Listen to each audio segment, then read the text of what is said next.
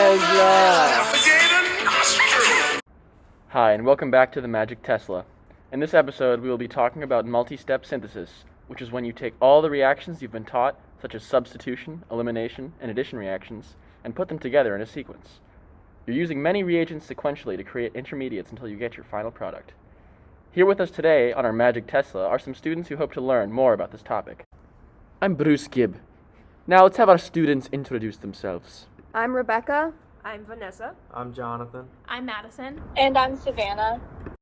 Now let's ride through Orgo. Alkane, you do this? Yes, we Alkyne. Let's start off with a brief introduction on what nucleophiles and electrophiles are, as they are essential to understand organic chemistry. I have no idea what these are. Could you please clarify? For sure, young one. First up is the nucleophile, which is an electron-rich center that has the ability to react with a positive charge. It acts as a Lewis base and donates a pair of electrons. Think nucleus lover. At the bottom, we have an SN2 reaction involving a nucleophile. Then we have the electrophile, which is the electron-deficient center, and it has the ability to react with a negative or partial negative charge. It acts as a Lewis acid and accepts a pair of electrons. Think electron lover. At the bottom, we have an example that shows how a nucleophilic attack occurs, indicating how electrophiles and nucleophiles interact. Professor, can you talk about one-step synthesis a little bit more? Yes, one-step synthesis is essential to understanding before approaching multi-step synthesis. Consider halogenation with Br2. In this image, Br2 is being added across an alkene. Halogenation is an anti-addition, so the products will be a mixture of enantiomers, each with the bromine atoms on opposite sides of one another. This is just one example of the many synthesis reactions you can pull from to create a multi-step synthesis. There are, of course, many other reactions such as SN2, E1, and hydrohalogenation. It is critical to master all the previous reagents you've been exposed to in order to understand multi-step synthesis. That makes a lot of sense. Thank you. I know in the previous synthesis reactions we learned, functional group transformations were an important part of getting the major product. Would you mind briefing us on that topic? Most definitely. This is going to be a helpful technique to know when solving multi-step synthesis problems. We have developed several strategies that enable us to move the location of the functional group. For example, we can change the position of Br by performing an elimination reaction followed by an addition reaction.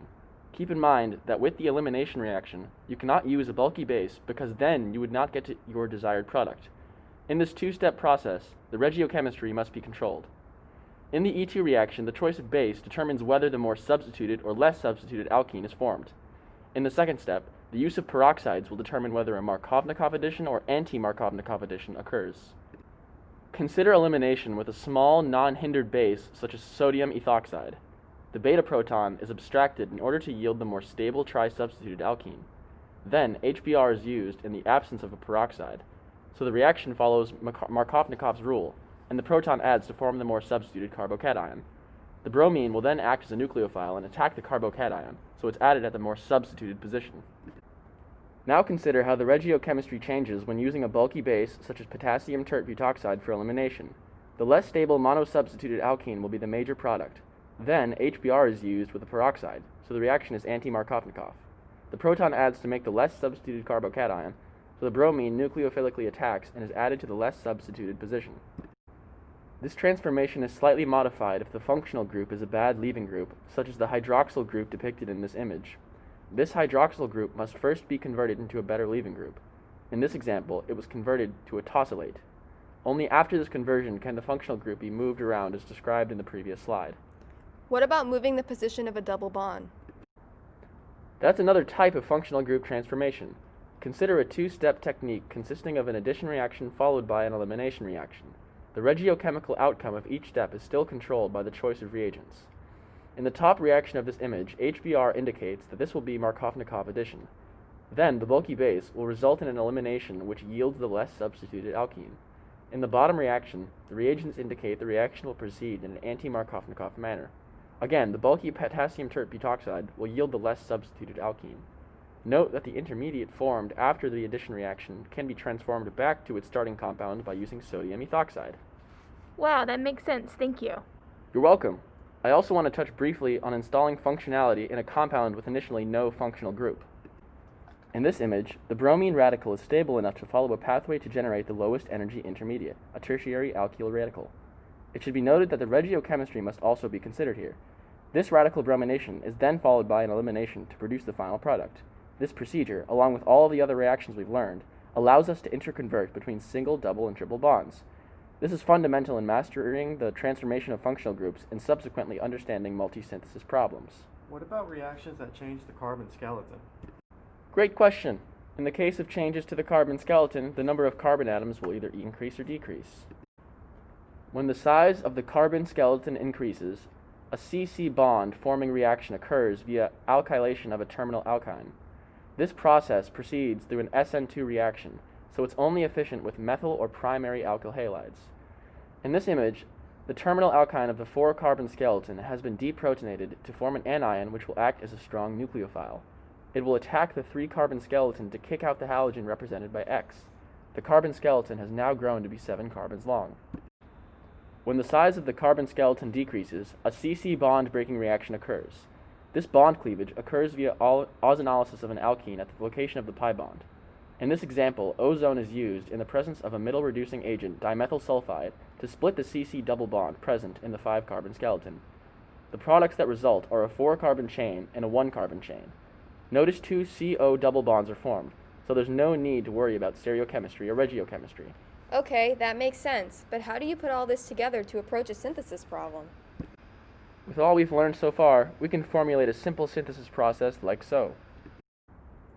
Consider the synthesis of cis-4-octene from 1-pentyne. When approaching synthesis problems, you want to consider 2 major things. First, compare the carbon skeletons in your initial and final products. Do you have more or less carbons? Next, take a look at the functional group in your starting reactant. Then look at the one in the final product you're trying to achieve. Has the functional group changed? Moved positions? These factors help us determine what reagents to use to get our desired product. Our starting reactant has a 5-carbon skeleton, and the product we want to attain has an 8-carbon skeleton. So we know we're adding 3 carbons to the structure. Furthermore, the triple bond in our starting molecule is converted to a double bond in the product. Now, in a normal naming situation, looking at our molecules, we would notice that the functional group also technically changes position.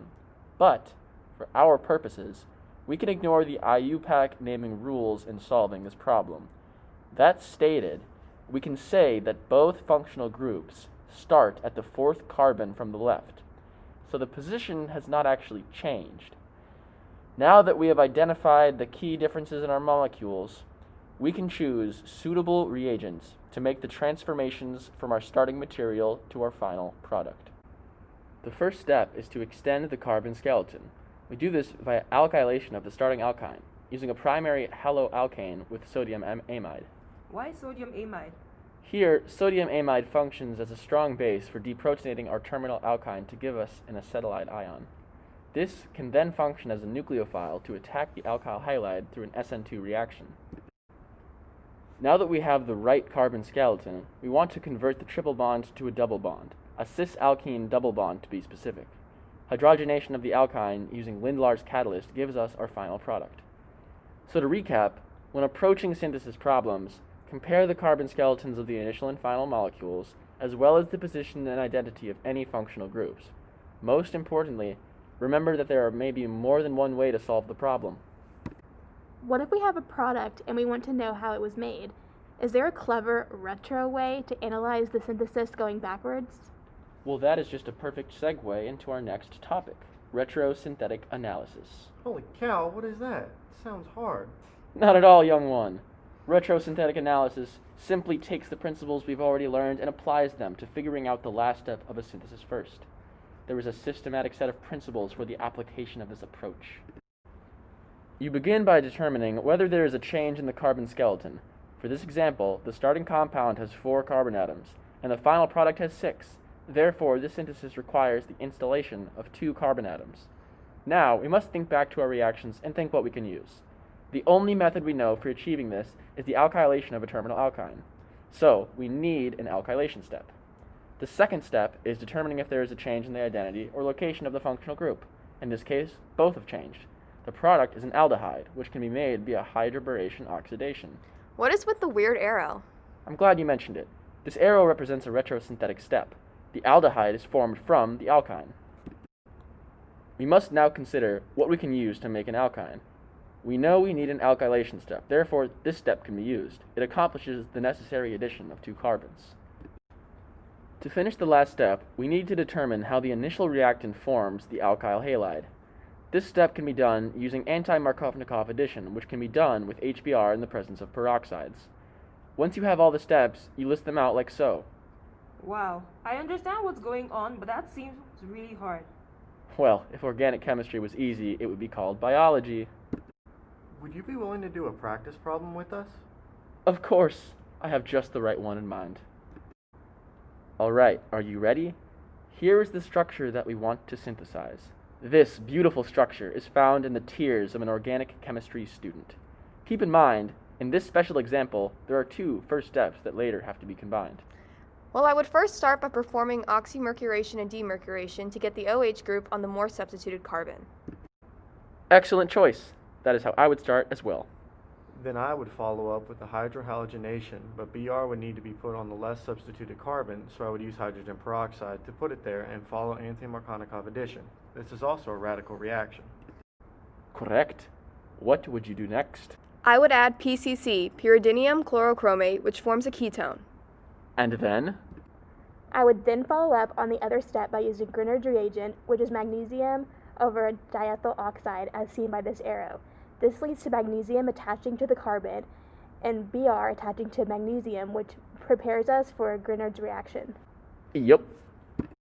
Then I would have to combine the ketone in the BrMg reagent by using H3O+, which would cause a Grignard reaction, leading to the formation of an alcohol. Then I would add NaH and THF first, and then methyl iodide to perform a Williamson ether synthesis, leading me to my final product. You're on your way to synthesizing a better grade in organic chemistry. Let's do one more example. Propose a multi-step process for the synthesis of the common painkiller paracetamol, N,4-hydroxyphenylethanamide, from phenyl. This time, let's work backwards in a retrosynthetic fashion. Okay, well, the first thing we need to do is free the amino group. Precisely. Where do we go from there? Next, we can think that the amino group was formed from the reduction of a nitro group, NO2. That compound would be para-nitrophenol. Oh, I see. And that nitro group was likely put there by a substitution reaction. Bingo! That brings us to our starting material, phenyl. So, if we arrange all this in the forward reaction, we get our multi-synthesis process. Now, we just need to choose our reagents. Dilute ammonia would give us the nitrophenol. We can use a hydrogen palladium mixture for the reduction. And the acetic anhydride gives the final product. Wonderful. You both sound like real organic chemists now. We wouldn't be here today if it weren't for our sponsors. They keep the Tesla fueled and ready to go. Aside from using the textbook, we used 2 YouTube videos. And our big brains. Hey, by the way, how do I get me one of these magic Teslas? Well, the magic Tesla comes to save you at your deepest studying despair, to help students achieve their wildest chemistry dreams. Do you think it will help me get an A? Some kids, yes, but not you, young one. You've got a long way to go. Let's consult the organic chemistry god.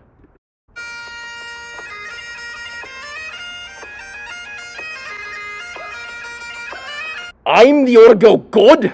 Read Pushing Electrons and buy a molecular model kit! And that's all for today, folks. Thanks for watching. Bye.